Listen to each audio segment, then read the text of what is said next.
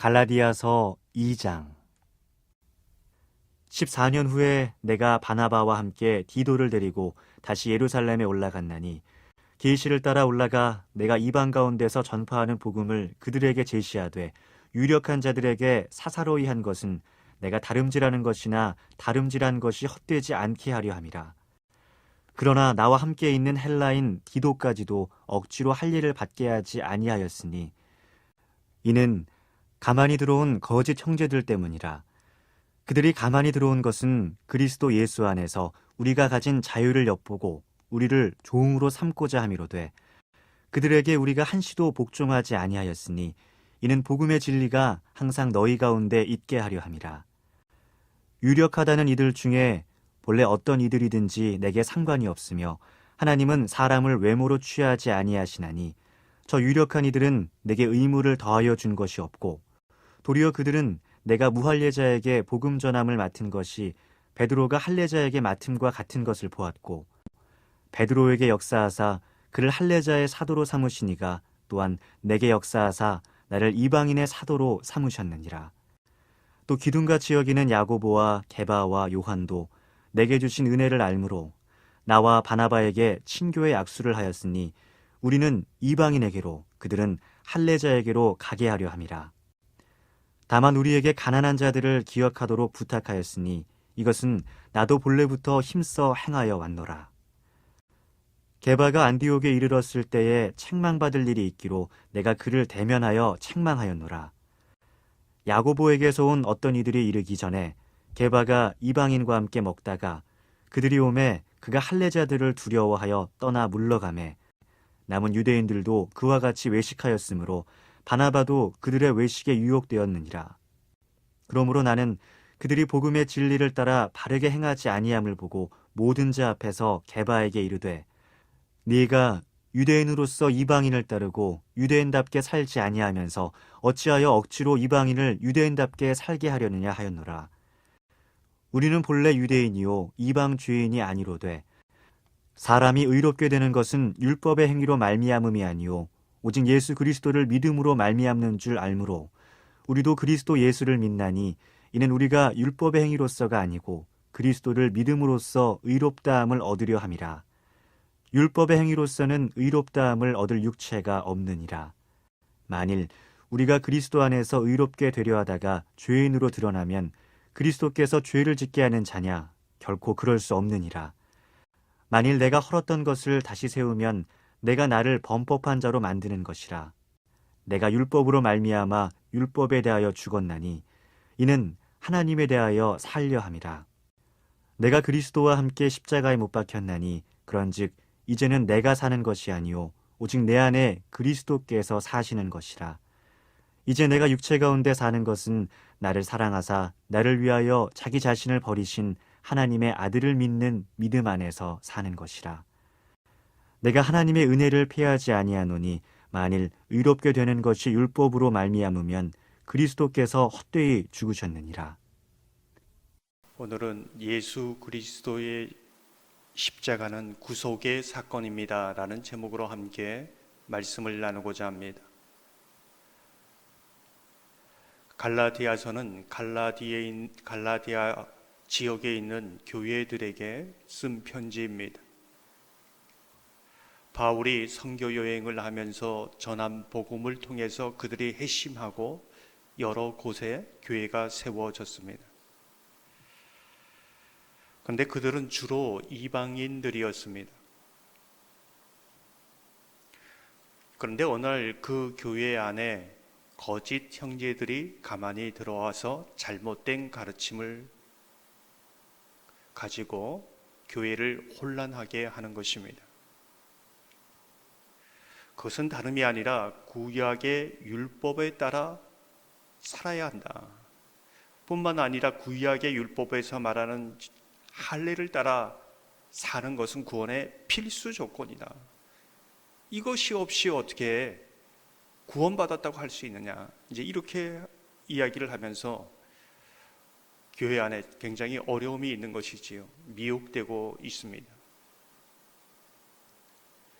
예수 그리스도를 믿음으로 구원받았지만은 이 부분이 너무나 강력했기 때문에 혼란이 되는 겁니다. 이러한 사건은 지금도 복음으로 우리가 구원을 받았지만은 교회 안에 또 다른 할례의 이름으로 우리를 미혹시키고 복음이 아닌 것으로 그렇게 혼란케 할 수 있다는 겁니다. 교회 안에서나 교회 밖에서나 이것이 얼마든지 있을 수 있다는 것이지요.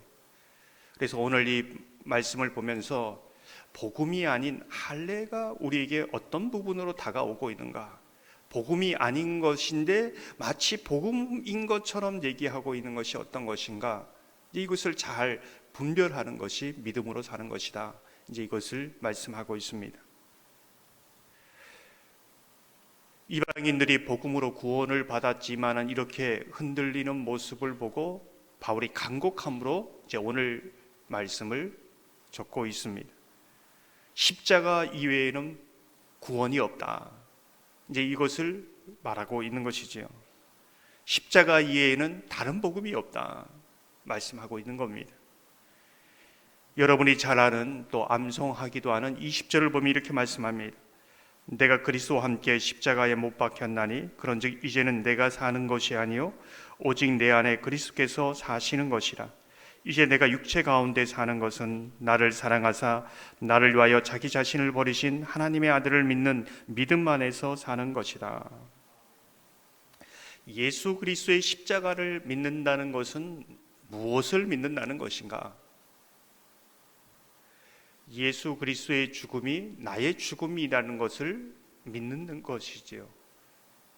예수 그리스도의 죽음이 나의 죽음이라는 것을 믿는 것은 이제는 내가 예수 안에 있는 사람, 예수의 사람, 이제 예수에 소속된 사람, 하나님의 자녀로 법적 권위를 가지고 있는 사람, 그것을 믿는다는 겁니다.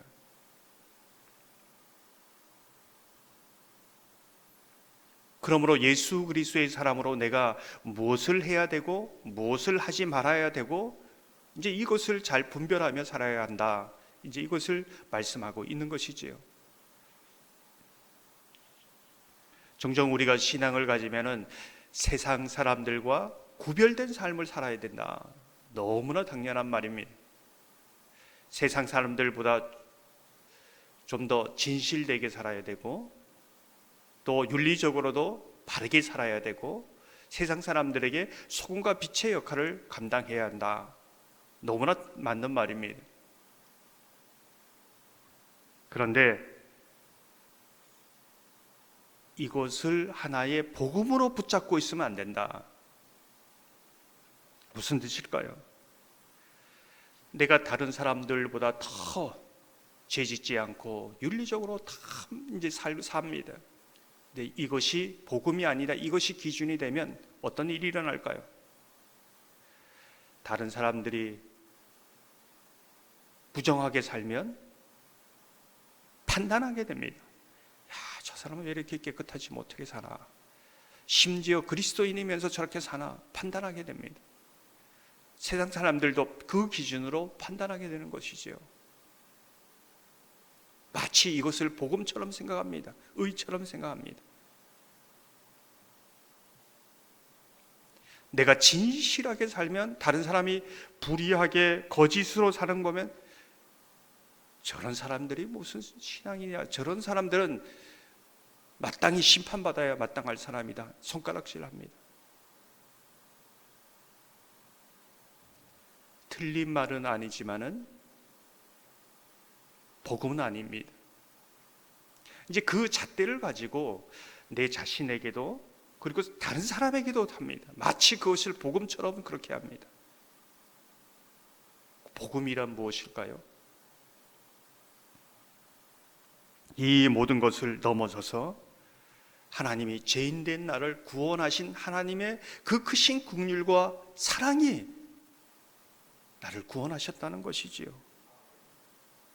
우리는 오늘 이 할례라는 것이 또 다른 이름으로 우리에게 굉장한 인간적인 기준이 마치 복음처럼 되어서 복음을 왜곡시킬 수 있다는 겁니다. 복음으로 사는 사람이 이제 믿음으로 살아가는 이 모습, 그 열매로 드러나는 겁니다. 열심히 사는 것이 우리의 의의가 될 수 없다는 겁니다. 오직 하나님의 긍휼과 사랑이 우리에게 복음의 기준이 된다는 겁니다. 4절을 보면 이렇게 말씀합니다. 이는 가만히 들어온 거짓 형제들 때문이다. 그들이 가만히 들어온 것은 그리스도 예수 안에서 우리가 가진 자유를 엿보고 우리를 종으로 삼고자 함이로되. 교회 안에서도 그럴 수 있습니다. 저렇게 봉사도 안 하고 기도도 안 하고 무슨 믿는 사람이냐. 근데 그 사람 보면 더 어떤 사람보다 기도 많이 하는 사람, 어떤 사람보다 더 열심히 헌신하는 사람입니다. 그런데 복음이 기준이 된 것이 아니라 내 열심과 의의가 기준이 될 수 있다는 겁니다. 그게 할례라는 겁니다. 우리가 죄에서 구속을 받았지만은 또 다른 할례라는 이름, 복음이 아닌 여러 이 부분에서 계속적으로 구속을 받아야 된다. 이게 십자가의 구속의 사건이다. 그것을 말해주고 있습니다. 어떤 사람은 자기 스스로에게 복음 아닌 것으로 옥죄면서 신앙생활을 굉장히 어렵게 하고 있습니다. 거기에서도 구속받는 것이 십자가의 은혜의 사건입니다. 간증을 듣다가 이분이 늘 이분이 이제 마약도 하고 막 그 깡패로 살았습니다. 늘 자기의 지나간 죄를 붙들고 어떤 죄를 지었는가 이렇게 헤아리면서 날마다 간절히 하나님 앞에 회개하는 것이지요. 그런데 어느 날 아무리 회개해도 자유함이 없고 감사가 없는 겁니다. 근데 어느 날 그런 말씀을 들은 것이지요. 예수 그리스도를 믿지 않는 것이 진정한 죄다. 이제 이걸 들은 겁니다. 도대체 이것이 무슨 말씀일까 생각해 보니까 성령께서 깨닫게 하시는 것이죠. 하나님 편에서는 저 사람이 도둑질 했는가 거짓말 했는가 그것이 죄를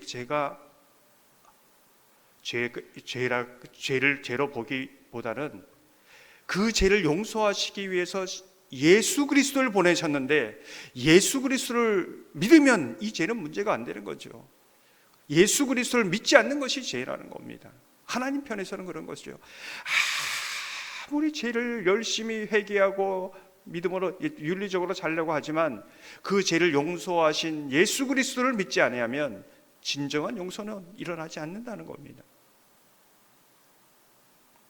예수님께서 부활하신 이후 예수 그리스도의 수제자 베드로가 오늘 얘기가 나옵니다. 바나바 이야기도 나오지요. 무리를 걸었습니다. 부활하신 이후에 사랑으로 회복시키고 내 양을 먹이라고 했습니다. 이런 사람이 어디 있겠습니까? 그런데 이 베드로마저도 믿음으로 구원받았지만 이방인과 식사하는 것이 유대인들에게 금지된 겁니다. 근데 이방인과 식사하다가 이제 유대인들이 오니까 두려워서 도망치는 겁니다. 누가요? 수제자 베드로가. 그럼 우리는 얼마나 그렇겠습니까? 우리 안에도 이런 할례의 모습, 예수 그리스도의 십자가의 은혜로 구속받았지만은 이런 부분들이 있다는 겁니다. 여기에서 온전히 구속받는 것, 그것이 성화의 삶이고 그것이 믿음의 삶이다. 그렇게 말씀하고 있습니다. 그런 은혜가 저와 여러분의 삶 속에 함께 하시기를 주님의 이름으로 축원합니다.